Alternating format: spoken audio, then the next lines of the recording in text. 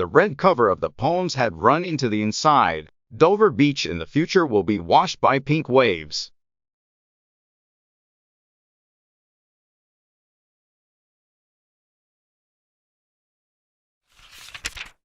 A storm is awfully disturbing in the country.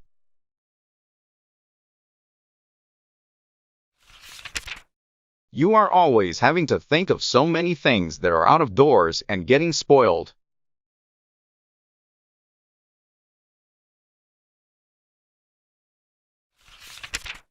Thursday. Daddy, Daddy, what do you think?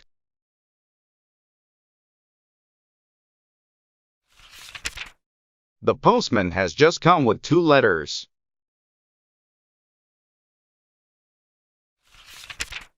First, my story is accepted. $50.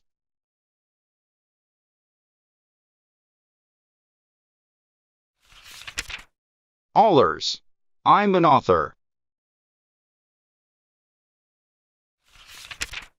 Second, a letter from the college secretary.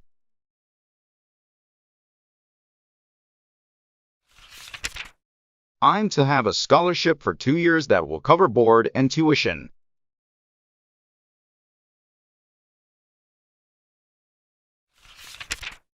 It was founded for marked proficiency in English with general excellency in other lines.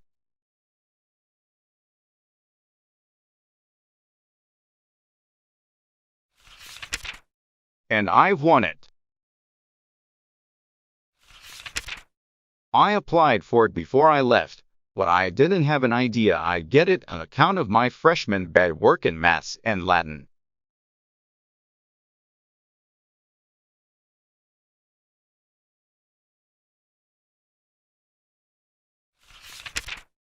But it seems I've made it up.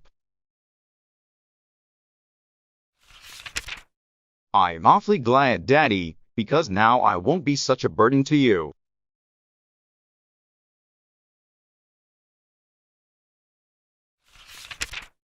The monthly allowance will be all I'll need, and maybe I can earn that with writing or tutoring or something.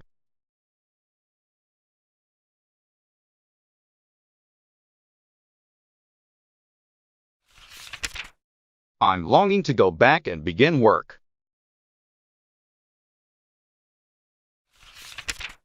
Yours ever, Jerusha Abbott. Author of When the Sophomores Won the Game. For sale at all newsstands, price 10 cents.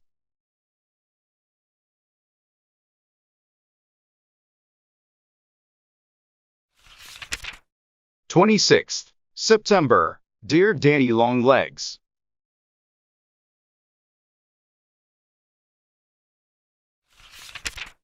Back at college again and an upperclassman.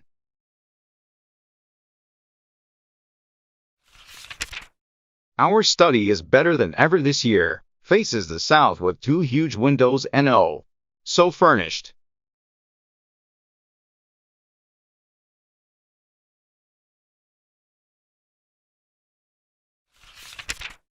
Julia, with an unlimited allowance, arrived 2 days early and was attacked with a fever for settling.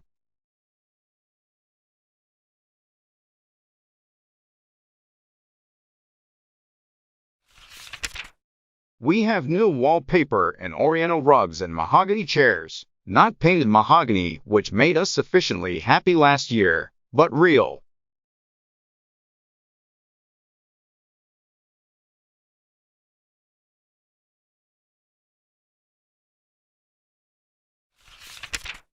It's very gorgeous, but I don't feel as though I belonged in it. I'm nervous all the time for fear I'll get an ink spot in the wrong place.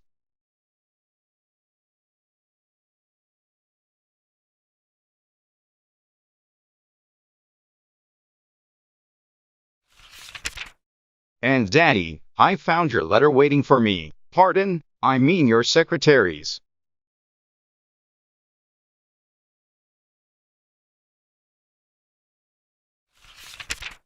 Will you kindly convey to me a comprehensible reason why I should not accept that scholarship?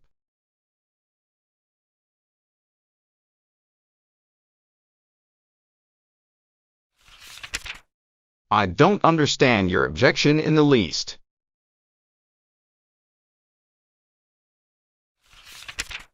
But anyway, it won't do the slightest good for you to object, for I've already accepted it and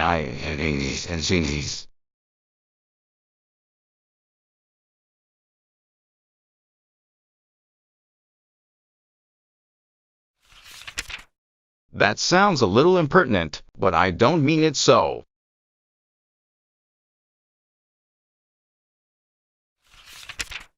I suppose you feel that when you set out to educate me, you'd like to finish the work and put a neat period, in the shape of a diploma, at the end.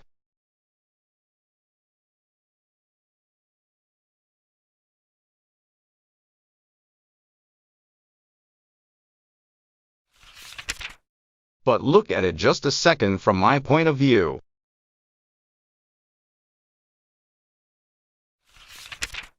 I shall owe my education to you just as much as though I let you pay for the whole of it, but I won't be quite so much indebted.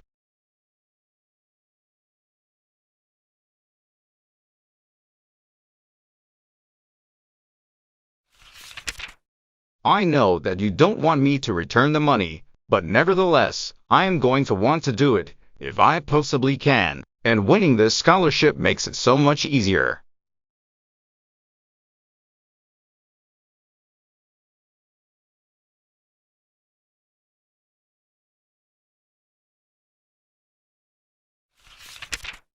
I was expecting to spend the rest of my life in paying my debts, but now I shall only have to spend 1/2 of the rest of it.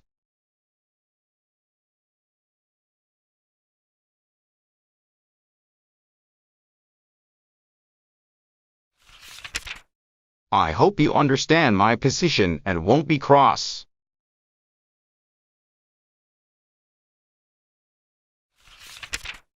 The allowance I shall still most gratefully accept.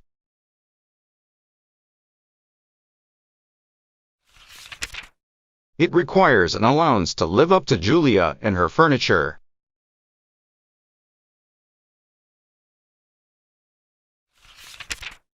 I wish that she had been reared to simpler tastes, or else that she were not my roommate.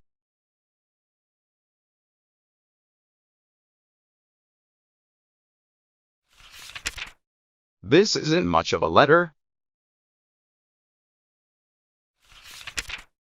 I meant to have written a lot, but I've been hemming 4 window curtains and 3 portieres.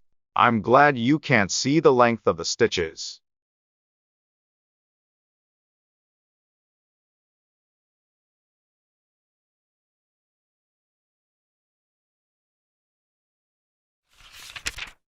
And polishing a brass desk set with tooth powder, very uphill work.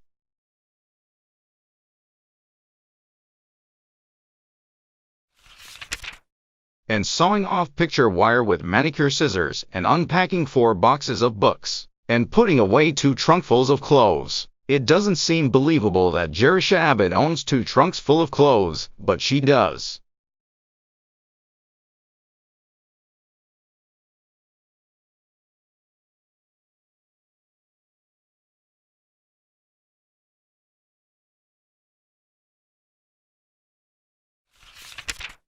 And welcoming back 50 dear friends in between.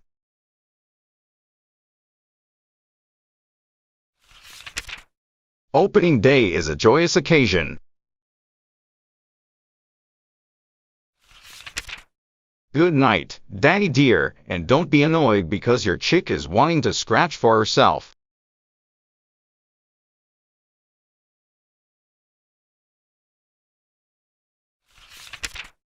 She's growing up into an awfully energetic little hen, with a very determined cluck and lots of beautiful feathers, all due to you.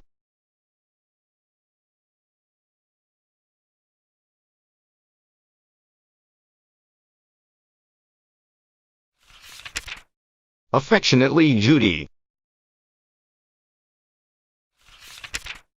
30th September. Dear Daddy,